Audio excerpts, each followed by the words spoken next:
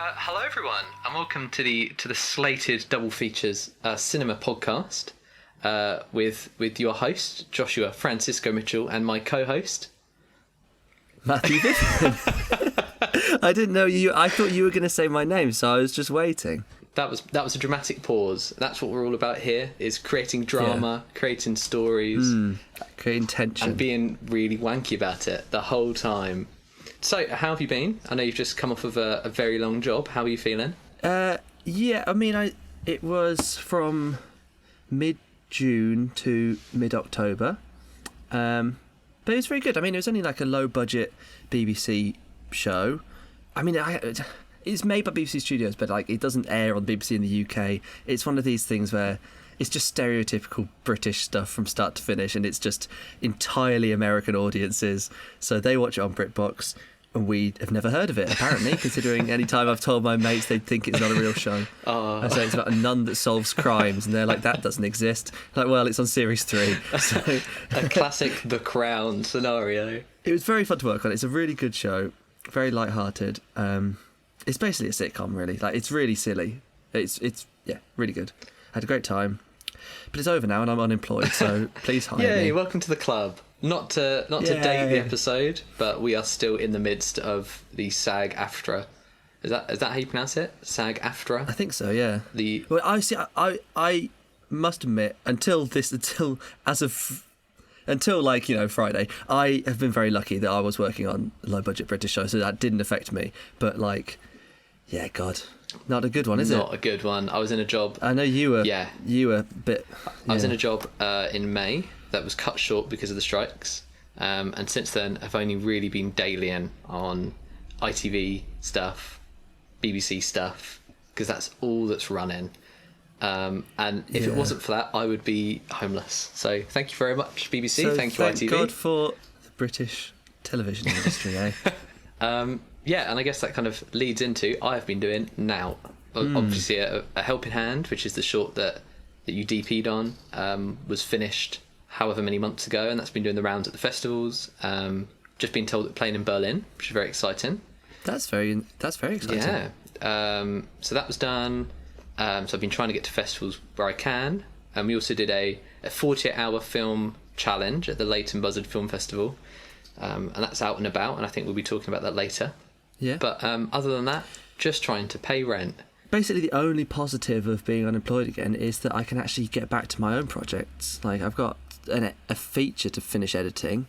I mean, I've got loads more to do that, because it turns out it actually takes quite a long time. And I got a short which I've just started writing, which I want to try and do by the end of the year. That's fine. We can die full of art, but that's true. That no one will ever see. Yeah. Sick. Have you seen anything over the last week for our weekly? Obviously, we still haven't got sections for this, but this is almost our letterboxed roundup for the week. Yeah. Well, my letterbox is looking very thin. I haven't seen very much at all because I've been working. But so my last 2 films were the ones we're going to talk about now. And before that, I watched your short. Should we talk about that later? Yeah. And then before that, When Harry Met Sally. I saw that for the first time. Have you seen that? I have. Seen it ages ago. What did you think? I loved the bit when Sally comes along and it's the first point where she meets, I can't remember the guy's name. Harry. Yeah. It was Harry, yeah. I cannot remember it. I can't remember it at all. It was pretty good. Yeah, it was pretty good. But I will say, God, I hate Harry. The person I watched it with also hated Harry. And it's like, well, I can't really be particularly invested in. I mean, I know it's supposed to be like their friends or relationship. It's sort of, they're not necessarily a couple, but God, he was so insufferable. Is that Billy Crystal? Is that one? Yeah, Mike Wazowski. Wow. Yeah, but it was pretty funny. It was a very good screenplay. There was one really clever scene where the dude, like, they're all in. There's like a couple in bed, and then there's Harry and Sally, and they're on the phone to each other, and it's all split screened and timed up perfectly. Their dialogue, very clever. But yeah, it was 3.5 stars. Wow, that's savage. I know it's. Do you want to do a quick review of something? Well, quickly moving past getting rinsed through Harry Met Sally from the fans. Yeah, from the big fan base, the Harry heads. So originally, a little BTS. We were going to do this first episode on the Taylor Swift film, whatever that's called. The Eras Tour. All right, sorry about that. And the Talking Heads documentary, which was recently remastered and re-released by A24, Stop Making Sense. So I saw Stop Making Sense. Very good. I love David Byrne. I love The Big Suit. Very good, though. We were going to do the Taylor Swift film, but found out it's like £30 a ticket because it's... Yeah, I'm not paying that. It's classed as like event cinema, whatever that means. Well, it's not though, is it? It's not. I wanted to do that because I thought it'd be really funny because we're two people who don't know Taylor Swift at all, even though she's the most famous person on the planet. I think I can probably name 3 of her songs, maybe. Go on then. Okay, Love Story, which came out when I was in middle school. I'm feeling 22. That What's one. that one called? And don't know. And All Too Well, which I could not sing any bit of, but I know that its name. I know it's got a short film, and that's it. I have watched the short film. I have no memory of it. She wore a red scarf at one point, which was a metaphor, but that's all I know. Do you feel like a crusty old man who's not up with the kids anymore? I know, I feel ancient, even though she's about 10 years older than me. What about that one where she shakes it off the whole time? I do know that one, but I will say, right, has she just got loads of bangers that I've never heard? Because those songs that I know of hers are not very good songs. Yeah, I don't know. So, I really don't know. I don't get it. And that's why I thought it would be interesting to watch and see if I would leave a Swiftie. But it's not meant to be because I'm not spending £30 on that. But I do listen to people like Phoebe Bridgers. I think she's very good and is kind of similar. Yeah, loved Fleabag. Oh, that's silly. I think this is a classic misunderstanding. I think you mean... What? I think you mean Phoebe from Friends. I loved that robot from Solo who wanted equal rights. Speaking of, the creator... Wow, what a segue. What a professional.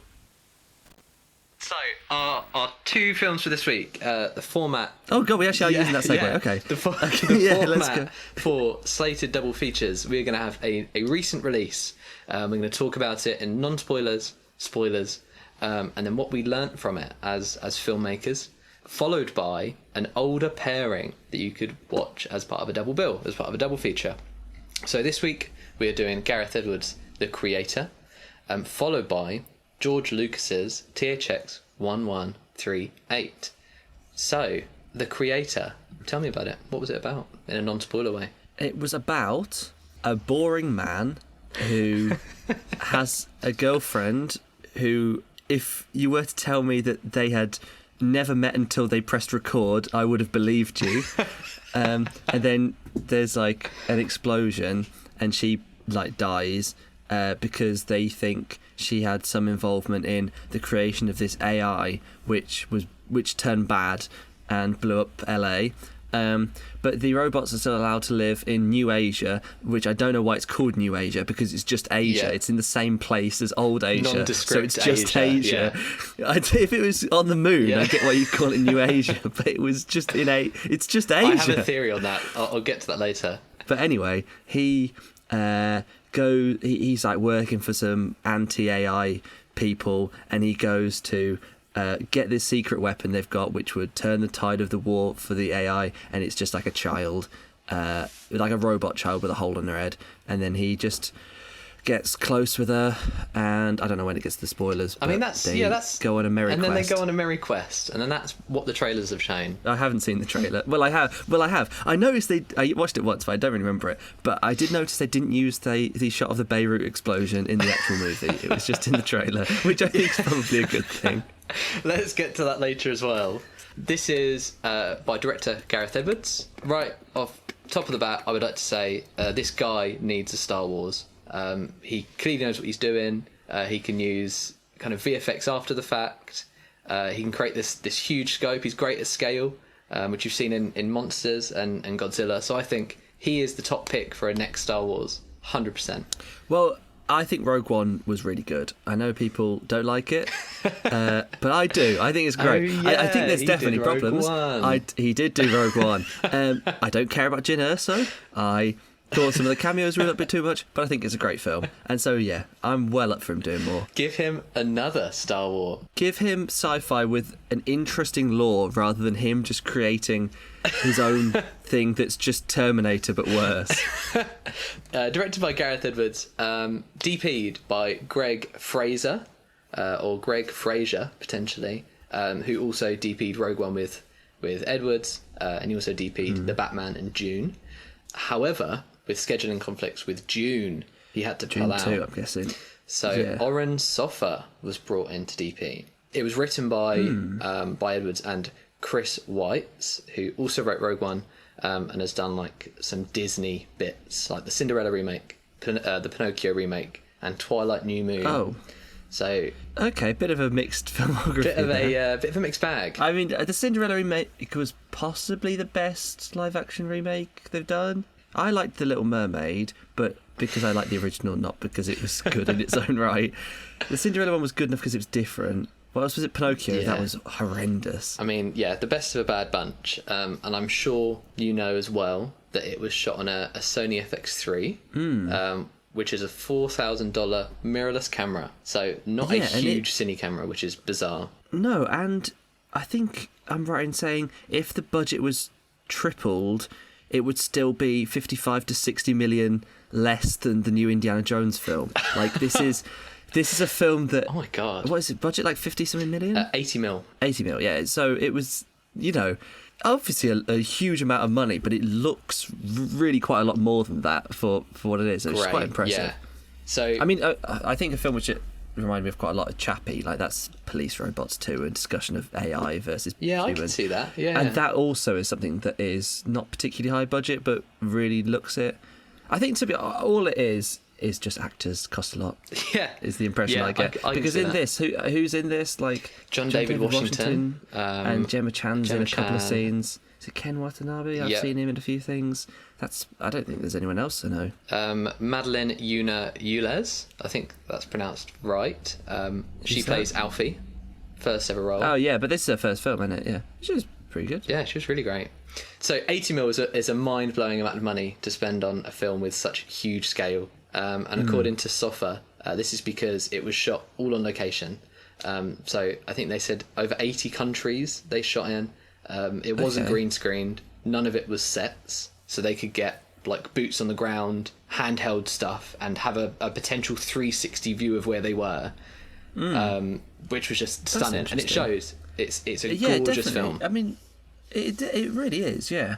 So it was all shot, it was all planned, and then the VFX was layered after the edit had been locked, which is crazy. You think about all the Marvel films. Yeah, that was probably incredibly infuriating for the artists, but it worked out in I the imagine end. so. I imagine so. And they did a great job of it. Like you couldn't tell, but I mean, you bet that look at was- all the Disney films now. It is. well, the Marvel movies, like the previs for the action they do it before they even hire script writers and directors. Which is crazy. They just come up with like what's a good action set piece for these characters, And then you think that's And then they- going to have to they just be make 'em. altered and changed to then match what has been shot, which Yeah. is why it like the Marvels is costing 250 million or something crazy like that. Or yeah. you look at the Flash, 'Cause which it's cost just, there's just no 220. preparation. There's no thought No. into what's the most efficient way of doing it. It's I guess it's efficient to them, but I don't know. It's just a bad system. Whereas this seems very well thought out. So as well as being shot on a Sony FX3, it was lit mostly with handheld tube lights, like Astera tubes, that were just off camera, and that was it. It was a spark. What, just people holding just them? holding a light, which is great. I love that. Like no flags. I love that. No like massive balloon lights. So this was basically just guerrilla Yeah, yeah, filmmaking, yeah. but that's fine. I feel like it doesn't really matter how something's made. It's just the end product, 100%. really. 100%. This just worked so well. I mean, do you think this is going to sort of make studios realise that they can do things so much more efficiently and so much cheaper? But the fact that it absolutely bombed, I guess not. But I think it bombed because it's because it's not an existing IP, and that's what people want to see these days. Yes. Yeah. It's just original sci-fi, and I think also it's not a particularly unique concept. It's just AI versus humans. Like that's something that's been around since I don't know, robots been in the cinema pretty much since its conception. Doctor Who. Since Doctor Who invented robots back in 1963. It would be nice to quickly touch on the performances. Any thoughts? I didn't really rate any of the cast. No. I thought everyone was... Gemma Chan's usually great. It wasn't necessarily... It's such a shame. Yeah, I agree. I thought Little Alfie, Madeline was very good. It wasn't that... Yeah, I mean, it wasn't that she was acting bad. I think it is mainly just the characterisation in the screenplay and the direction is just... I didn't care about anyone. There was no...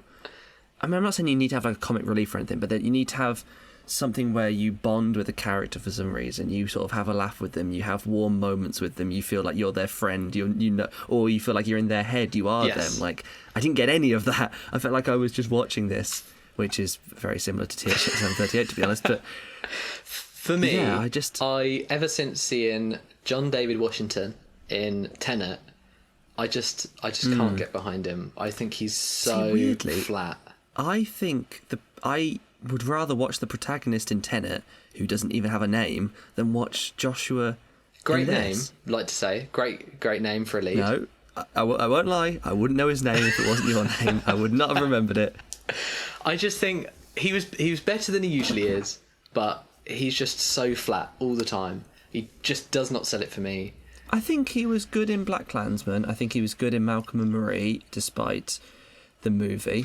But yeah, I don't know why he's a movie star. No. But I do know why he's a movie star. It's because he's Denzel Washington's son. But I don't know why he keeps getting roles. It's like Australian fella. He was like in loads of movies. Jai Courtney. Yeah. Jai Courtney. Why? It was like no one is a Jai Courtney fan. It was like fan. 4 years. Not that he's bad. He It's was just in everything. Like Clash of the Titans, Terminator. That was 2015, but I think both were. It was Clash of the Titans 14. Yeah, and then Suicide Squad 2016, and it's just. Was he in like a Hunger Games or a Divergence or some? He might have been Divergent. He wasn't in Hunger Games. I haven't seen Divergent. Don't know, but yeah, no, 100%. I'm with you there. That's like the Jai Courtney effect. Don't know how he keeps getting roles. And it's like Jared Leto now. Yeah. People actively hate Jared Leto. No one I mean, James Corden was also the case for a bit, but I think he's sort of phased out now. I haven't seen him in a couple of years. But, like, Jared Leto is terrible. He's the worst part of every single movie he's ever been in. Yeah.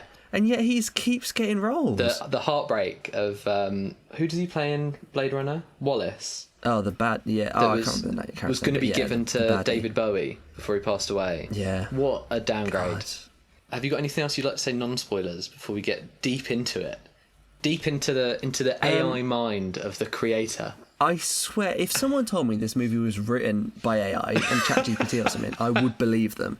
It's just, first of all, it's pro-AI propaganda because they're the goodies at the end. That was a bit of a spoiler. Yeah, but the girl, you're always like, she's clearly a goodie. You're not going to do a twist to the little girl. Okay. It's so generic. It's so generic. But you quite liked it, didn't you? I saw her in Letterboxd. She gave it like 3.5. Yeah. So I think let's go spoilers. The spoiler door. We're going to try and get some phrases to catch on. Spoiler door. Any more takers on the spoiler door? Sure. Yeah, I thought it was very inoffensive, but I knew that you'd use that word. That's why you've rated it fairly high, because it's not actively harmful to you. It's harmful to me because it wasted my time. I could have spent 2 hours doing anything else. I was not interested in seeing this in the slightest. It just didn't do anything for me. I thought the robot designs and the big blue light in the trailer didn't do anything for me. But then I thought the aesthetic is the same as every single sci-fi video game ever. It looks the most... There is no part of the aesthetic that I haven't seen before. Well, it still hasn't moved past Blade Runner. There is no like future sci-fi world that is completely distinct to Blade Runner. But I don't think it looked very Blade Runner in the city. Really, it could have been.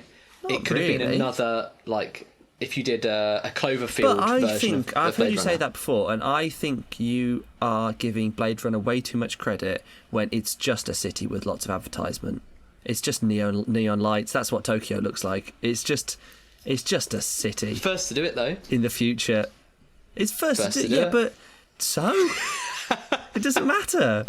Right, I can Like, does that already mean feel that you our- have to give credit for every movie to fucking what's it called? That Ned Kelly film that was the first feature ever made. Who cares? It's terrible. Fair. Okay, I feel. Well, I mean, feel there's only like viewership 4 minutes of it slowly that dropping exists. off. That you've had a go at Harry Met Sally and now Blade Runner. But I don't know. Yeah, I Just 'cause- just feel like it doesn't move past Blade I Runner. like Blade Runner. I like Blade Runner. You're I'm not reversing slagging it now. off. I like it. I'm just saying, I don't think that the aesthetic of the future in Blade Runner is because of Ridley Scott and because of the production designer. It's because it just looks like a city with advertisement everywhere, which is quite a reasonable way to assume the future would look. That's fair enough, and I don't want to start an argument about it. If I could describe this in 3 words, it would be Avatar, but better. I'd say it's Avatar, but worse. Really, But I also wouldn't particularly compare it to Avatar. well, touching on the New Asia. I'd compare it to Blade Runner for the AI stuff. AI, the replicants. Well, I like think it's synthoids or whatever just a they're called. refocus of Avatar. So touching on the New Asia from earlier. What? Sorry, I've just looked at the Facebook group, the messenger call thingy. What's it called? The URL, and it says the word "nonce" in it. Anyway, carry on. It's because you're in the call. No, it's not. So the New Asia thing, very similar to Yeah. Avatar. It's just an analogy for Vietnam, but Yeah. you can't have them going into Vietnam, like America specifically, or going into anywhere Asia specific like countries. So it's just a general place. So you Yeah. can still get the hint that they're going to Vietnam, but they're not really. I don't know whenabouts it is. Before they get on the plane, when they're in the jungle, and you see like the big machines rolling through, and it's very much the natives versus the Americans, which is what Yeah, Avatar absolutely. did. The main character like swapping sides as well. Yeah, I do get that. And actually, I do think something I quite liked about the film is how I started off being like, okay, so this is sort of clearly anti-AI. This is like pro-human. We're trying to defend ourselves from all that, trying to get rid of all those robotic sons of bitches. And then it sort of did switch its perspective near the end, and it made you sort of... Yes. It did the sort of Jojo Rabbit thing of like, what seemed... Because we're in the point of view of the protagonist, kind of. We start off thinking a certain way, and the film has that attitude, and then it switches into a completely different attitude as the character changes their mind. That was quite clever. He's a real detective from Who Framed Roger Rabbit, isn't he? I'm going to just say yes because I haven't seen it. Haven't you? We'll have to Which watch is it. really weird how I haven't seen it because I definitely love it. It's great. So it's the old. I hate cartoons for this reason. Yeah. Because they killed my brother or whatever it was, and then I have to spend time with a cartoon, and then I understand cartoons, and now I'm Green saving Book. cartoons, Yep. which is exactly the same. That is like Yeah. the exact motivations and arc of Joshua. But it is, this. yeah. But it is very strange how. So obviously, this film was about AI. AI is a huge topic right now because of. I mean, that's part of what these strikes are all about. Like actors trying to protect themselves from AI and writers trying to protect themselves from AI. And so you think a big movie to come out in 2023 about AI would be like strongly against it, but it ends up being like, oh no, they just want to be our friends. Like, Yeah. come on, just Yeah, So that Yeah. I found that a bit strange. You think it should be like, yeah. God, I hate these robots. I just want to throw a glass of water on them. Like, sort of, let's kill all the robots sort of thing. But saying that, I would much rather watch The Creator 2 than Avatar: The Way of Water or Avatar: The Way of Fire. Avatar whatever the next 3, one The Way is. of Water 2. Yeah, I don't. Haven't they released names for all of them? But I don't they're know. really I boring. really don't think one was care. called like the Seed Bearer or something. That's or inappropriate. something of the Way of Awa or something. That's no, so God. shit. I can't remember. But yeah, that's what I think. Inoffensive. The story was nothing special, but the behind the scenes was very interesting, and I think it's very beautiful. Great cinematography, great locations. Yeah, I mean, I don't want to be too negative to it because I really do like how it's a new sci-fi thing. It's not just Yes. existing. It's not new. It's the same exact thing I've seen 1,000 times. But it's it is trying to be new. Yes. It's not Yeah. It's not Star Wars, the creator, you know. But God, I found it boring. I like what it represents for the most part, but I didn't enjoy the film. It didn't entertain me, certainly not. I would agree. There were some very cool ideas in it, though. I loved the brain transference thing with the little chip in the back of the neck that you can put into the robots. I thought that was horrific. When they do it to the dead soldier in the car and they pull his memory out and stick it into a robot, and then he's looking at his dead and body. He's like, you're dead. That was horrific. Good. That was a good scene. That's so Torchwood did it in 2006, but it was a good scene. Yeah, it was good. I think that's great. That would work. It's the resurrection gauntlet from Torchwood. But I mean, so if you're going to give Blade Runner credit for inventing future cities, then let's give Russell T Davies credit for that, please. I think it would be a great thing to put into. But that was a great scene. I think it's very definitely. scary. It's like very like talk to me ish. Yeah. I thought that was very cool. I thought some of the needle drops were a bit bizarre, like having Radiohead halfway through fits the vibe, but I just feel like that's a bit cheap for something you want to be so huge and epic. You should have a lovely score to go with it than like pop songs, especially when the line you cut away from the Radiohead song is I woke up sucking on a lemon. Song ends. But yeah, were there anything that stood out? Who did the music? Does anyone know? 'Cause I thought it was quite good in the final act. I thought it was sort of keeping the pace up, the tension. Hans Zimmer, bloody hell. Okay. Oh. Right. Well, that was his weakest work yet. I thought it was like decent, but I don't remember a single note of it. Okay, Hans Zimmer. Oh dear, Hans. Right. Well, you've done better, Hans. Oh, I forgot Ralph Ineson's in this. But not dreadful. Love Ralph Ineson. I love Ralph Ineson also. You worked with Ralph Ineson, haven't you? I did. It was on my first ever job as an AD. I think as a crowd AD. Did you speak to him properly though? I did. Or just him? I was on it for about a week in a place near Tring. I won't say the film, but I did speak to him, and because it's still not out yet. Still not like out. 2 years ago. Yeah, 3 I've years ago. not even a trailer or a photo. Yeah. I did see it's just been picked up for distribution, which is exciting. Good. I want to see it. I like the sound of it. But he was lovely, so it's always nice to see Ralph Ineson. No, I really, really like him.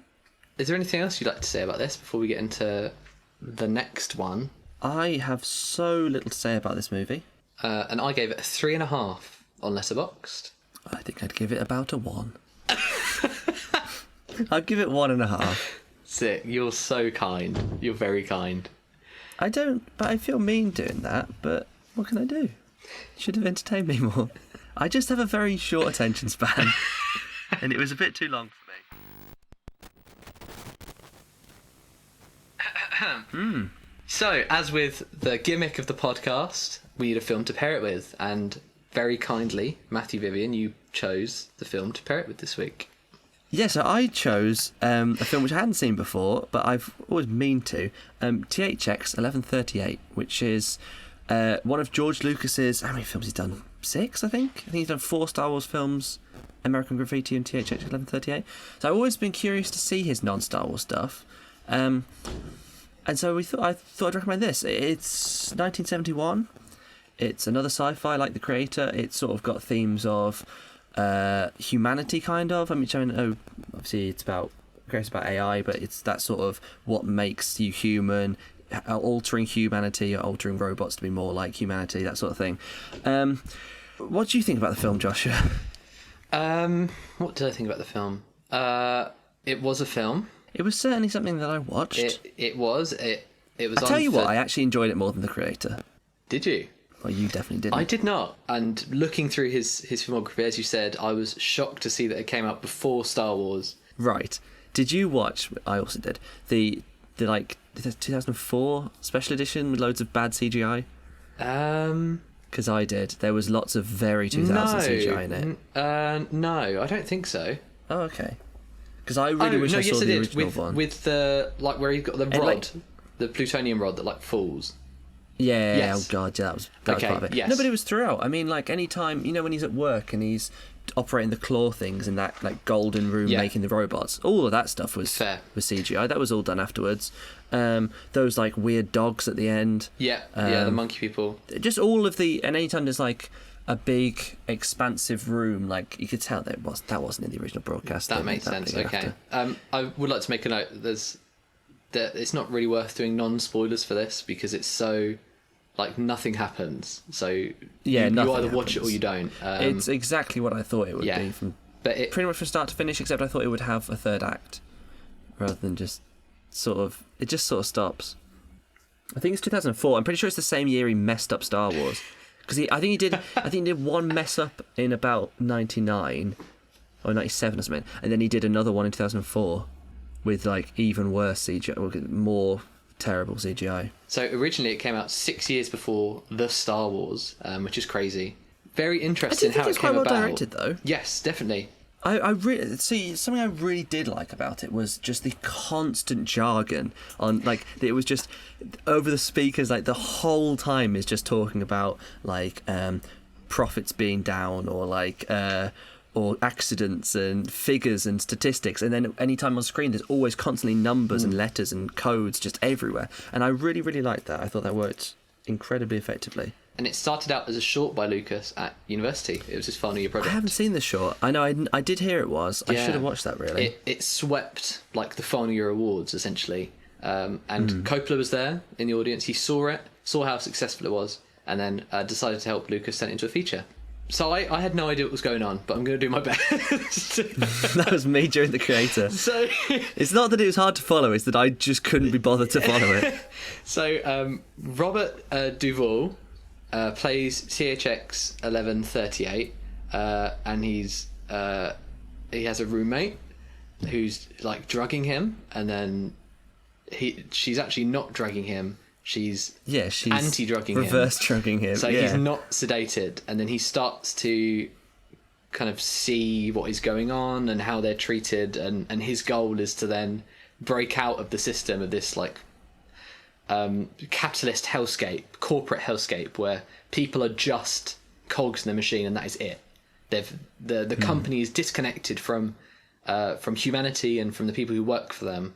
That they are just, you get up, you cannot have sex, you take your drugs, you go to work, you go to bed, and you do it, and that's it. In your white room, your bald head, your white clothes, and it all gets kicked off because Duvall starts to become aware of this, and Donald Pleasance, which was lovely to see, pre Dr. Loomis, as well. Oh, Donald Pleasance, post Great Escape. Yeah. Decides to make Duvall his roommate, and Rob's like, that's not happening, mate. Then he tries to get out, and that's his journey, is doing his best to get out. But it's just, it reminded me of Koyane Squatsi. Is that how you pronounce it? I've got a shrug from Matt there. The film that's just like shots of American cities over a score that is so unbelievably boring. I think anyway, but you have to take meaning from it, which is similar to this. I think you couldn't hear a lot of the dialogue because of the music the whole time, but there's so little dialogue. It's one of those. It's very much it's a fly on the wall type thing. It's not here's loads of exposition. It's you just watching what's happening. You don't like. I feel like most narratives, if they're trying to make you in the point of view of the lead character, they'll have the lead character joins the situation late, and then they discover it when we discover it. This was very much, they've been there the whole life, and we're just sort of seeing it from the outside and trying to work out, and there's no characters introducing it to any other characters because they already know it. Yes. But I thought that worked quite well. Do you feel? I didn't mind it, and do you feel like you've awakened from the capitalist nightscape that we live in? Have you learnt your lesson? Yes. What did I think of the film? I thought, I mean, I was sort of invested at the start, and then I thought it was going to sort of go somewhere, and it didn't particularly. I thought the first half, I was kind of like, okay, well, this is pretty predictable. Like, he's getting off the drugs now, he's becoming like a proper human, like as we know them, and he's going to sort of denounce this whole system, escape from it, trying to recruit others to do the same, and he just sort of got captured and was in some white area for a bit, and then he escaped down he was down a road with some weird dogs, and then it ended. And I thought it would end with like him. He'd leave this sort of weird civilization, and you'd realise that the outside world of like the rich people is totally normal, and they're living. It's him with the shaved heads and all that. Yeah. They're like slaves because I thought it'd be like a capitalist thing, whereas it's more like a communist like commentary. So I thought we'd see some interesting world outside of this, and him, just come to terms with something a bit different. But it was just the same from start to finish, and he never changed the system. There was no change whatsoever. He didn't even really. I don't know. It just didn't feel like they did it even close to everything they could have done with the concept. Yeah, but the concept itself was fine. I mean, I thought the first act was all right. Very Orwellian.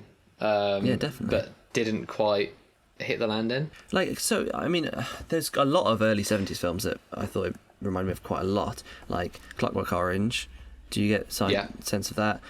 But then the second half of Clockwork Orange is something totally different, and it's sort of, it's got a lot of plot to it, and there's a lot of change within the characters and within the world, but there isn't with this. Let me just get my list of other films it reminded me of.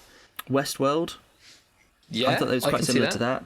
I thought the Westworld looks a bit cheaper, possibly. Well, I mean the non-Western stuff, like in the actual sci-fi future stuff. But I think the aesthetic was kind of close, and it also had robots that were kind of similar. And the robots were terrible in this. They were just people in masks. There's not one people. part of that convinced me those were robots. They could have at least done the robot bit as they walked. They could have been a bit jaggedy in their movements, or had their voice be a bit different. They literally were just people in silver masks. I mean, Doctor Who was doing better stuff back then. I think the issue for me, I struggle with kind of non-dialogue stuff like this anyway. That's not. It's about like the system. It's not about character. Yeah. As to speak, it's not about plot overly. It's about the message it's trying to say. But I feel like you could have said that in the short. I'm sure the short does it brilliantly. I agree with that. Yeah. It didn't need to be a feature because, as you said, it should have been more of that story of getting people to rise up and making the change. But it's just like scene after scene of you can't hear what's going on. It's just someone stood in a white room. Sometimes he has a white hat on. That was quite funny. That's it. That's it. And I'm sure I'm being I'm downplaying it for comedy. And some people could watch it and get a lot from it. But I mean, looking at the reviews, they were quite mixed at the time, and I think now it's got a bit more of a cult following. But I think that's probably mostly because Star Wars made people revisit it. I don't think if George Lucas went on to make Star Wars, anyone would still remember it. The only thing that I would come back to this for was the score, which was done by Lalo Schifrin, and was just gorgeous. Was so unique, so amazing. It shows that he actually, I think, can direct, which when you watch like Attack of the Clones, maybe. I mean, he did A New Hope. A New Hope's very good. A New Hope's very, very good, but yeah, it's more. Okay, I think he can direct. I don't think he can do dialogue very well, but at the same time, he's written the most iconic dialogue ever. It's just because it's not in any way how humans talk. And the same as so his Jedi character, obviously, the more powerful Jedi they become, the less personality they have. They just become like zen and they just talk really monotone and all that. And that's how everyone talks in the prequels. And that's sort of like this. Every character is void of any personality. And when he stops taking the drugs and becomes supposedly a normal human, he still doesn't really express any real emotions. I thought he'd be like freaking out and being. He should be like. Yeah, he gets a bit angry, but he should just be like properly the most human ever, in contrast to everyone being robotic. But he's not massively different. But then maybe this, as you kind of touched on there, maybe this is the issue that George Lucas has with storytelling, which led to the prequels, because it was always that to and fro, wasn't it, between him and another guy, I can't remember his name, where George was always about the world and thought that people were most interested in the world that it was taking place in, rather than the story, rather than the characters. And I think that just kind of sums it up. Yeah. That this is his thing that he did kind of by himself. He didn't write it, but it was his vision, and it is just the world. It's just world building. Yeah. Which I don't think you can have one without the other, really. And to be honest, this is going to be massively controversial, but that's why I watched Dune, and I did like it. I'd say like 3.5 stars, but I wasn't as massively wowed by it as everyone else, because I didn't feel connected to the characters particularly. It did just feel like lore, and I liked the lore. I thought it was interesting, and actually I really need to watch the film again, especially before the second one comes out, and I think I'd like it a lot more. But I wasn't particularly gripped because of it was just the characters weren't massively there, and in this they've way less so. They're just not there at all. And that's the problem with I was talking about George Lucas's whole thing. His characters are so generic, especially the Jedi. That's the problem with Ahsoka. That's I actually quite liked the Ahsoka series, but I thought she was the least interesting character, because she in the flashbacks, in the 2 scenes of flashbacks, she's great because she's got all these inner conflicts in her head, and she's really struggling with things, and she's got emotional by the trauma of all the war and the horribleness around her. And then Rosario Dawson Ahsoka is just a plank of wood. And I think that's just George Lucas's. I know George Lucas didn't have it. He created the character of Ahsoka, but he didn't create the show. Dave Filoni wrote it, but he created the idea that Jedi are more powerful when they block out their emotions. When for a film where emotions are the whole point of it, you have I don't get it. But I love George Lucas, but I still think he needs to collaborate with people. He can't just be left to his own devices. I don't really have much else to say about this. I feel like it's... No, I don't really. I wouldn't massively recommend it. No, I wouldn't rush out to watch it. I just think that it's something that's been done quite a lot. It's not... much like The Creator, it's not particularly original, and I think it's been done better by people. 100%. I would really only watch this if you want to see some sort of George Lucas build to Star Wars. I found it interesting for that reason, and I'd like to see American Graffiti, which I've never seen, but I've heard is actually pretty damn good.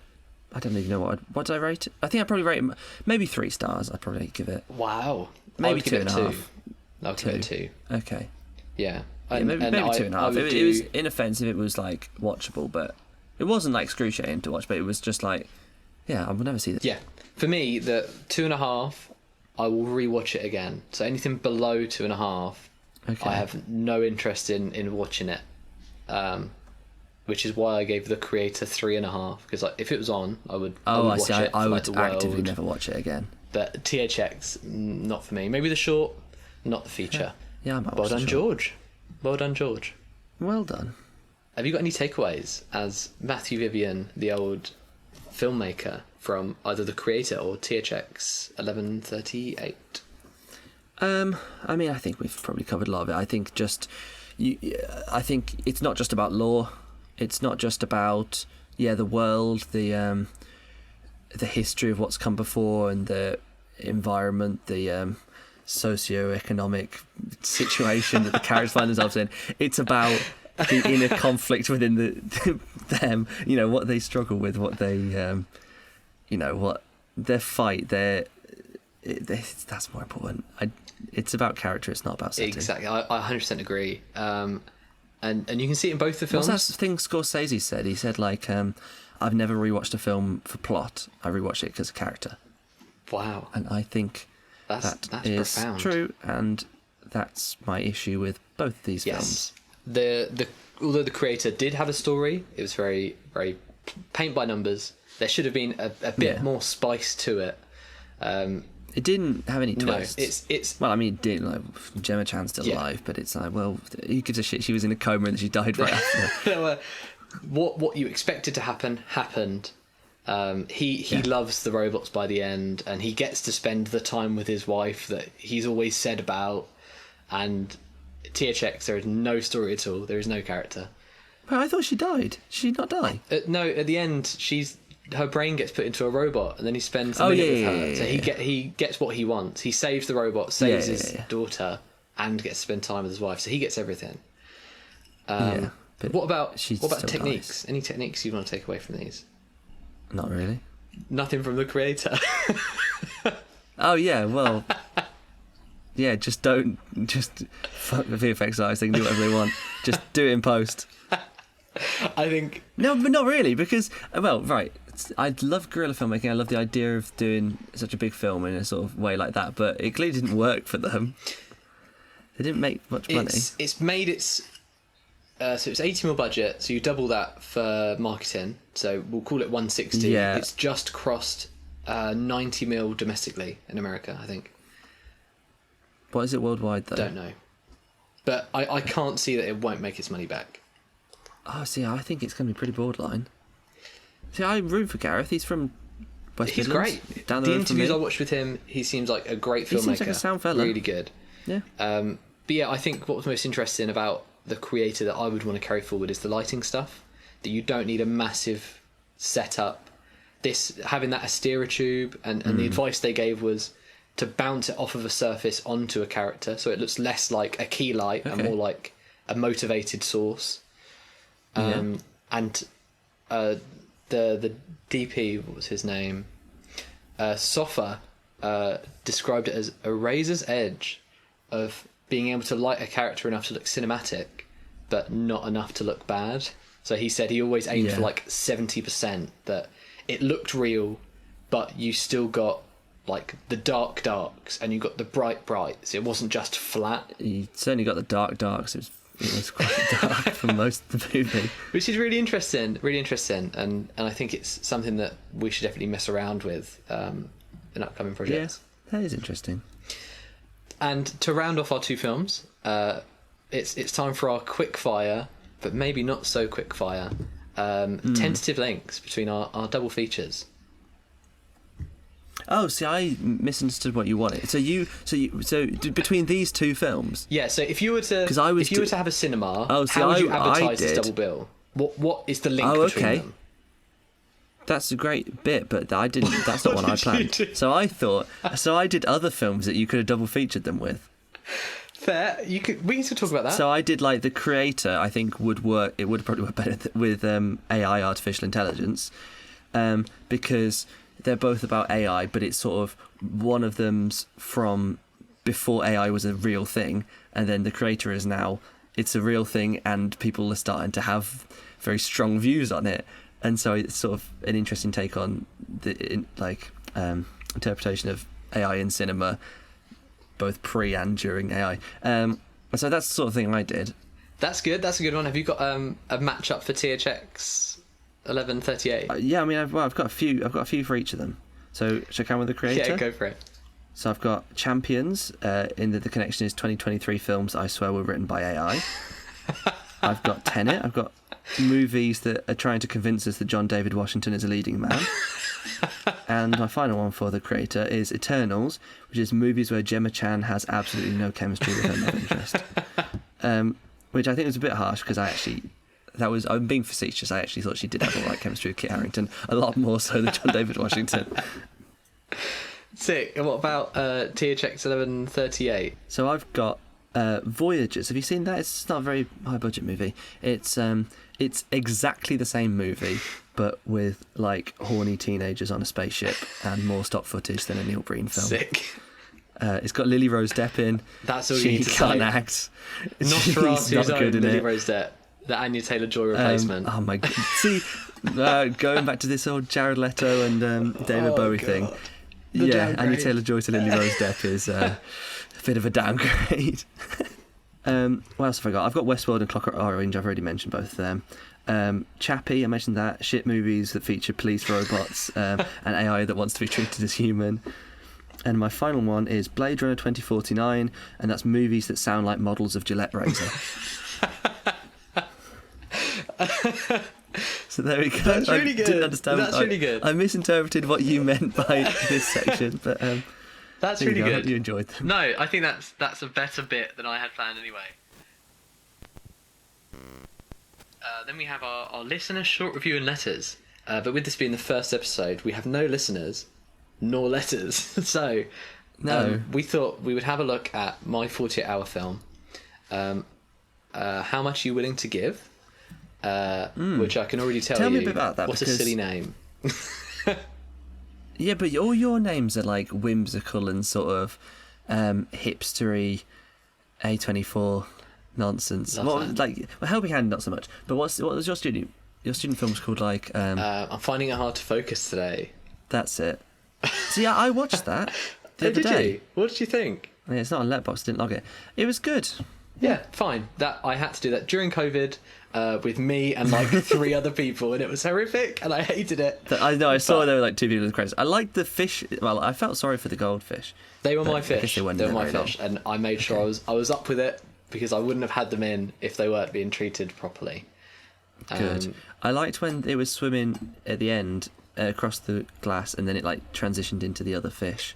So I bet you filmed very long videos of both. I didn't do that actually. I asked my friend kindly to do it. So thank you, Rory. Okay. That's very kind. So yeah, How Much You Willing to Give is the 3rd short I've done, which is quite exciting. And although the name implies that it took 48 hours to do, Caitlin and I, who helped me do it, also starring, we were in London on the Saturday. But did you write it on the Saturday?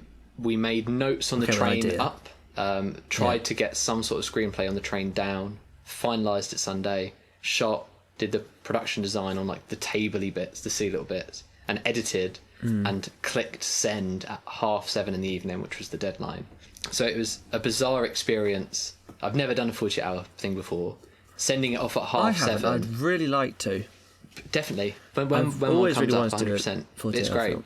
Yeah. So we sent it off at 7:30, really like and then to. we had to go to the LB Film Festival, who was screening it from 8, which was So they hadn't. God, that's a bit stressful for them, though. Yeah, they hadn't seen any of them, so I could have uploaded some like a home What sex if tape. What if no one have? Yeah, but what if no one like submitted anything? I could have uploaded the clip of you saying about hot chocolate, and then they would have been like, "Wow." I'm guessing I was being very complimentary because I love hot chocolate. So yeah, what did you think? I think that's probably a good place to start for the short. It was good. I liked it. It was. I only watched one other one, but it was a hell of a lot better. Pretend it's not mine, and be as honest, be as critical. I'm going to try and do the same. Obviously, we're both going to be biased here.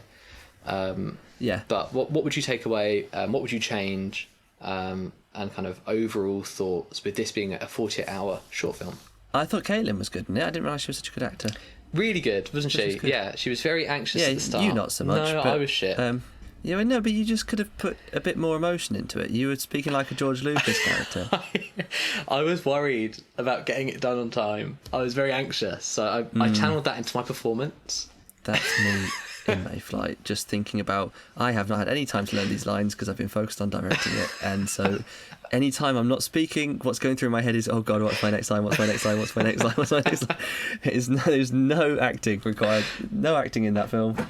It's just me saying the words, and I think this seems much the same. That's just the thing, isn't it? Same as this, although it's on a much smaller scale. That's just the joys of having no budget independent filmmaking. I'm excited to talk about Mayfly when it comes out. I am too. I'm going to do some editing when we finish this. Ooh. Nearly picture locked the first half. Wow. Enough for music. There's a few little tweaks need to make, and there's still a bit where, you know, the bit which we filmed. We're walking over a bridge over the canal, and you're playing Josh Harper because he wasn't there that day, and you're really obviously covering your face with the map. See, I'm contemplating putting that in just because it's such a shift from the previous scene to the next one. So putting it back in with a bit of music over it. But I'm still like, because it's always been in my head like, there's no fucking way that's making a movie. And now I'm kind of thinking like, kind of might need to. Am I going to get royalties so that's, for playing that part? No. No. Not for that bit. But yeah, How Much You Willing to Give is available on YouTube. So any listeners out there, feel free to give it a watch. Would love to hear any thoughts on it. And equally, I will say the screenplay is good. All the metaphors, like, you know, the nests, talking about the bird's nest and kicking out all the egg, like that was good. Thank you. and with the parallel of like the YouTube breaking up and moving out of the house and stuff like that. Good. Thank you very much. Well done. Thank you. I thought it was a good screenplay. Definitely. Considering you wrote it on a train, like, it was good. I would say I think it could have been clearer. In hindsight, I wish I had made it more. I had written dialogue at the start, or at least recorded dialogue at the start about why she was trying to get another key cut, so she could give a key back and still like have one, or something like that. I didn't get any of that. Exactly. Which is something that I know, writing it and planning it, having like the head logic of what's happening. Yeah, that's the problem you always sort of find, is you don't want to get too expositional, but things just don't come across otherwise. I wish that we did have that extra day and we could have been a bit more dynamic with what we were shooting. I know it was only 2 of us, but after watching some of the other entries at the film festival, I thought there was some really interesting pieces of camera work that we could have done. Yeah, but you do find a lot with like independent short films that they're a lot of sort of style over substance. You'd certainly see ones where they're just weird stuff and like a character just screaming in a room, and it's like, well, this doesn't mean anything. And it's not entertaining. It's not, I don't care, I don't know what the story is, I don't know what the character's struggle is, why would I be invested? I've only just met them, it's only a few minutes long. Like, so I think yours, it was mostly shot reverse shot and stuff like that, but we were there with the characters, we knew what their motivations were, we knew who they were to a certain extent. Yeah. So I don't know, I wouldn't prioritise the way it's shot, personally. Yeah, I wanted it to be clean, I wanted it to look as professional as it could with the limitations that we had, and I always approached the scene with the most basic screenwriter hat on, that characters need to enter a scene feeling something, wanting something, and they have to leave a scene feeling something different, either with or without what they want. And that is like basic scene writing 101. And I think although we didn't get much of a chance to get to know them, like they were sort of simple enough, sort of stock characters enough that we could sort of immediately be like, I know this sort of person, like, and we're in. Because I think with shorts, that's what you kind of need to do. I mean, that's what I did with my final year uni short, is I tried to make the characters almost just stock characters. Like, this is the sort of overprotective older character, this is the innocent child character, this is the headstrong character, this is the selfish character, like, so that we can immediately just be like, I know that is, like, and we're in. Like, you haven't got time to set all the intricacies up. It's just like, they're the baddie. Like, they're motivated by greed. That's all we need. Yeah. So I think you did a good job. Thank you very much. And I wanted to make it explicit that it wasn't just people on a bench, that we did have an interior shot that we had to light, and that we did put production value into the outside shot. Why were they just staring at a blue screen? Because they were trying to decide what to put on. But again, that's something that... Wouldn't you have like the Netflix home screen? I know, I didn't know. I didn't want to have to worry about it after the fact, But again, that's something that I should have thought of writing it, but I didn't. And hindsight's 2020. But I enjoyed it, and that was the most important thing. And I learnt lessons, and I know things that I'm going to do and not going to do next time. Yeah, no, I'd love to do one. It's definitely inspired me to want to apply to one. I just need to look at when they are. Yeah, there's got to be one in Brum. Definitely. There will be. Right, well, I feel like we've been talking forever. You're going to have to trim this down within an inch of its life. Thank you very much, Matthew Vivian. Thank you for coming today. Let's call me Matt in the future. It's more informal. So, thank you very much, Matt Vivian. Thanks for coming. Lovely co-host. Matthew, that's what I'm credited as. Just do it again. Just ignore that. Do you want to be Matt or Matthew? Do Matt for this, I think. So, thank you very much. Or call me Matthew Vivian or Matt. If you do the surname, do it full. If you don't do it. Thank you very much, Matthew Vivian, for coming in, my lovely co-host to the Slated podcast. And thank you very much, everyone who we hope is listening at home. Please subscribe on YouTube. We're going to have all of our episodes up on there as soon as they come out. Every Wednesday we're going to have uploads to wherever you find your podcasts, and we're also going to have clips and highlights and things, hopefully on Instagram and TikTok, which I know Matt has downloaded. No, I don't. I've been on it once. I don't have it. I literally don't have it on my phone. I'll show you proof that I don't have it. So anything on TikTok will be from Matt. So just No, it won't be. Look, so it goes Spotify, Telegram, which is what I use for jobs sometimes, and then Tetris and Threads, and then the 3 app, then Ticketmaster, and then Trainline, and then some Transformers game. I don't know why I have that, and Translate, and then it goes to Uber, and so I don't have TikTok in my T's on my app, so I don't own it. Yeah, actually. I mean, no one could see that, and it's not on video, so we cannot confirm or deny that. So yeah, thank you very much. Have you got anything you'd like to say before we sign off? No, I think this is long enough. Please cut this down. Quite a lot. I'll do my best. Thank you very much. I'll speak to you this time next week, Matt. See you all on Wednesday for any listeners we have out there. We'll record a few of them in case it's not Wednesday. Yeah. I'd say, oh, see you on Thursday, or see you on Friday. See you on Thursday, which is when we'll be uploading. See you on Friday, which is when we also may be uploading. These are all going to stay in, just to cover it all, cover all the bases. See you on Saturday. See you next week, maybe. And see you on the next one, Matt. I'll see you on the next one, whenever it may be. Goodbye. Bye.